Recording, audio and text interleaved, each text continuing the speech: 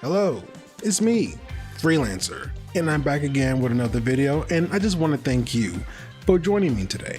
This will be a short video, but I just want to talk about something that's been on my mind recently. If you haven't been living under a rock, then you will know that as of this recording, the Marvel vs. Capcom Collection has been released along with the announcement of Capcom Fighting Collection 2. These collections are something that the fans have been asking for years. A tried and true physical re-release of some of the most classic fighting games, and big ups to Capcom for finally giving us these games, because let's be honest, trying to find these games on the original hardware can get crazy expensive, and if you do have these games, it can be a pain to set these up on your modern televisions. So anyway, as exciting as it is to get these games, what's next for Capcom? What's in store for Fighting Collection 3? At this point, everything is already covered and accounted for in the previous collections, the games that really matter anyway. I still don't know why Capcom Fighting Evolution made it into Capcom Fighting Collection 2, but whatever. I gave some thought and I have a good idea of what I would love to see in Fighting Collection 3, and I would love to hear your thoughts afterwards. Okay, so let's back up here for a moment. Remember when the Street Fighter 30th Anniversary Collection was released and everyone was excited about it? I mean a collection that has all of the main Street Fighter titles, Street Fighter 1, all of the Street Fighter 2, Street Fighter Alpha, Street Fighter 3s, and I know it can be pretty exciting. It was for a time, but when we actually got the game, that's when we began to see some of the issues. First off, this collection wasn't developed by Capcom. It was developed by Digital Eclipse. The other collections that will come out after this were done in-house by Capcom. Yeah, you can kind of see where this is going already. Second, most of the games weren't the best versions of the arcade games. Even the broken Street Fighter 2 Turbo with the broken CPU that will decimate regardless of the difficulty, bad online, and 4 of the 12 games were even playable online. Input lag on the Xbox and PS4 version of the game, and even more severe input lag on the Switch version, and the lack of training mode and many other issues. The reason why I bring this up is because the newer collections like Fighting Collection 1 and 2 and Marvel vs. Capcom Collection seem to be more complete collections with other modes and features like training modes, and overall just seems to have a lot more thought put into them. Also notice how the previous collections seem to follow a theme, or they have a particular game or series that is the main focus of that collection. For example, Fighting Collection 1 is pretty much Darkstalkers focused. Fighting Collection 2 is Capcom vs. SNK focused with a hint of Dreamcast love. And Marvel vs. Capcom is obviously focused on, well, Marvel vs. Capcom. Which brings me to say this. I would love to see Capcom Fighting Collection 3 to be a true and improved Street Fighter compilation. My idea is to add the best version of these games and that all these games will be playable online. I'm not asking for a repeat of the 30th Anniversary Collection, but I have 4 Street Fighter titles and non-Street Fighter titles that I would think will make a solid collection. Okay, now check this out. First, I'm going to mention some of the non-Street Fighter games that I would like to see in this collection. The first game will be Tech Romancer. Tech Romancer is a 3D mecha fighting game released in the arcade and on the Dreamcast. A lot of people were disappointed that this was overlooked for Fighting Collection 2, considering that this collection featured a lot of games that was released on the Dreamcast. But we somehow got Capcom Fighting Evolution, the most hated game out of all of Capcom's entire fighting game library.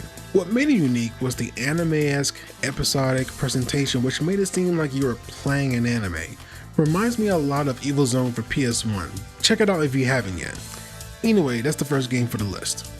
The second, or shall I say the second and third game for this collection, is Street Fighter EX 1 and 2. Arc has been making some moves here and there.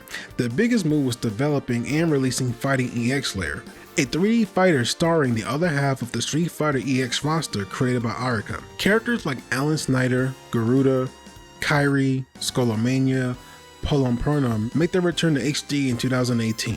Arca has also been involved with crossovers like SNK Heroines, Tag Team Frenzy, crossover Fighting EX Layer costumes appearing in Street Fighter V, and Terry Bogard appearing in Fighting EX Layer as well. With all this going on, I think now would be a good time to port the arcade versions of Street Fighter EX 1 and 2 to the collection. Good opportunity for Arca to continue having their name out in the public, and also to keep these games from disappearing into obscurity, because these games are classic gems that I feel everyone should play. If not for the gameplay, the soundtrack is easily the best OST you will ever hear from a fighting game. You might have already heard some of these songs from your favorite fighting game content creator. Okay, now with the non-Street Fighter titles out of the way, now I want to focus on the actual Street Fighter titles. The first game I would love to add is Ultra Street Fighter 2, The Final Challengers. This is the latest up-to-date version of Street Fighter 2, adding 2 new characters, Evil Ryu and Violent Ken. This game has been stuck on the Switch since 2017 and has not been released on any other platform. And before that, Super Street Fighter 2 Turbo HD Remix has not been released on any other platform outside of the 360 and PS3. I believe this will make a good first addition to our hypothetical Fighting Collection 3. The second game in this collection is Street Fighter Alpha 2 Gold. Street Fighter Alpha 2 Gold is the upgraded version of Vanilla Alpha 2, originally released under Street Fighter Collection for the Sega Saturn, PS1, and the Street Fighter Alpha Anthology for the PS2. This version of Alpha 2 has your typical modes like Training and Versus, and also added new characters like Evil Ryu and Cammy. Since Alpha 2 was already on the 30th Anniversary Collection, I wanted to have the updated version of that game. Again, the idea for this collection is to be a Street Fighter Anniversary Redemption collection. And what better way to redeem the collection is to add the updated version of Alpha 2. The third game on this list is Street Fighter Alpha 3 Max. Even though Street Fighter Alpha 3 Upper was announced for Capcom Fighting Collection 2, it is not the latest version of Alpha 3. That title will go to Alpha 3 Max, released for the Game Boy Advance and the PSP. The game was another update built upon Alpha 3 Upper, including 4 new characters, Eagle, Yun, Maki, and Ingrid. This game also included additional modes like Reverse Dramatic Battle Mode, Tag Battle Mode called Variable Battle, and 100 Kumite Mode. Just like the previous games on this list, this game was released on the PSP in 2006 and has not left the system. Are you beginning to see a pattern here? This is the most feature-rich version of Alpha 3, and it deserves to be re-released and brought back for the old school and new school Street Fighter fans. The fourth game is Street Fighter 3 Third Strike Online Edition. When the Street Fighter 30th Anniversary Collection first came out, it wasn't too crazy to say that Third Strike was the star and the focus of this collection. A lot of people were excited to have access to Third Strike again since Third Strike Online Edition was still on the 360 and PS3. And there was no plan to port it to any other system. Overall, Third Strike and the 30th Anniversary Collection was not the best version. The biggest issue was the input lag that was present in the game. The netcode was subpar and inconsistent, and it was missing features that Online Edition had like replay, parry training mode, and challenges. Overall, this version of Third Strike felt like it was a downgrade compared to what we got in Online Edition, and to this day, Online Edition is considered the very best home version of Third Strike.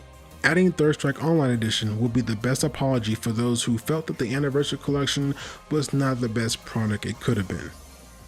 Like I mentioned before, I don't want this collection to be a repeat of the Anniversary Collection, and I just want to focus on adding the best version of some of these Street Fighter titles, and I believe these titles do that.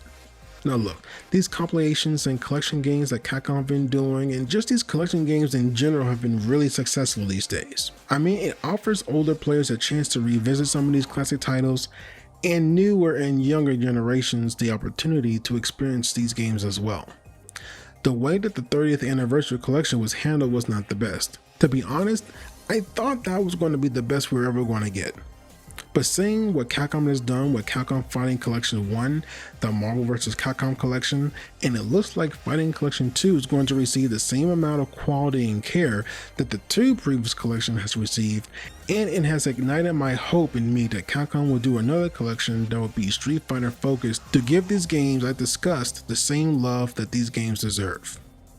To me, I don't see these compilations as nostalgia cash grabs. They provide historical preservation, easier access and convenience, and enhancements and updates. Now, don't misinterpret what I'm saying.